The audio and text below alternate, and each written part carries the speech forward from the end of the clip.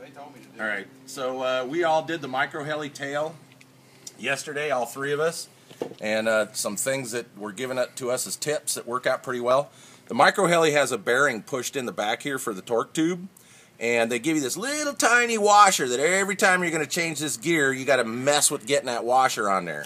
So the trick was take one of your original bearings out that's shouldered here, and because it has a little bit of a standoff, and pop that bearing out and put this one in, and that gives the spacing for the gear so the gear mesh is right. You don't have to mess with that little washer.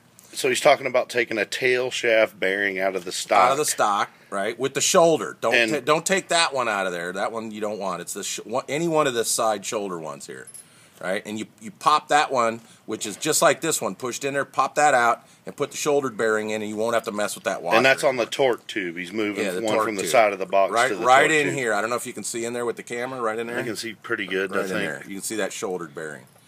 All right. Another thing is, unlike the stock one, these pins that hold the tail grip links that push in here are really go in soft.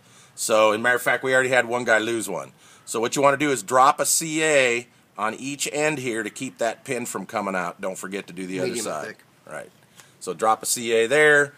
Each side. Let's see. Yep. On both sides of the fork. Right. And now another thing that I ran into was my stock bell crank lever. This thing's pretty dang tight, as you see. Look at that.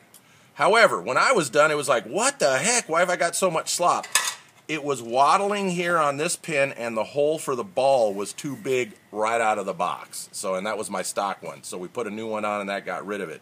This one, my friend's Don's an old molder. He used to make mold stuff, and it probably came out. They probably popped it out before it cooled or was too hot or whatever, and it expanded. So if you have a lot of slop, check that control arm and make sure it's not waddling here at the pin or here.